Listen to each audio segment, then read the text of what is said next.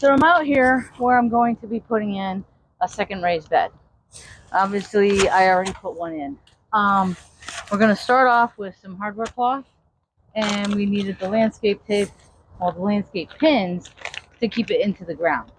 The reason that we put in the hardware cloth is because we have a lot of moles and shrews. To prevent them from climbing up into the bed from under the ground, we're going to lay down this hardware cloth, and then we're going to lay down cardboard because I need to get rid of some, and then we're going to fill it with soil. Well, after I build the raised bed, obviously. So stay tuned. Part 1 is over, and we'll go into part 2. Hey everybody, welcome back to Down the Shore Homestead. I was going to put in the landscape cloth the other day to get ready for my new raised bed, but we had an issue with the neighbor's dog getting loose, and I was afraid he was going to come into the yard, so I had to bring Rocco inside.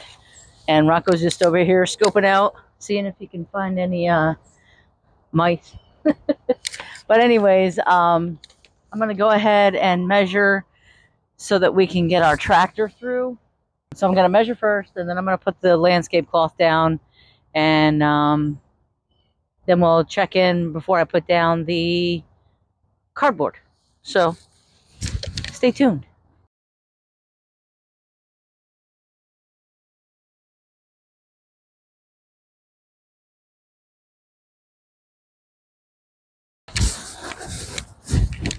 Okay, so now I'm going to go get the raised bed and start putting it together. Rocco, you going to help me put together the garden bed? He's a good boy.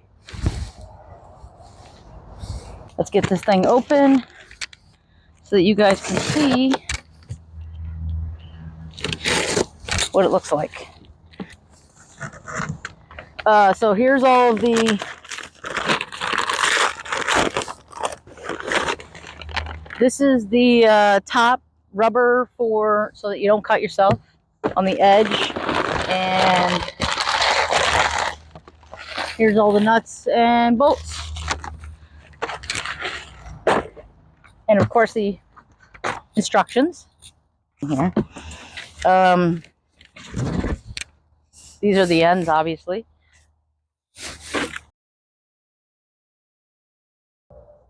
I'll put this together, and I'll see you guys in a few minutes. Good morning, and welcome back to Down the Shore Homestead.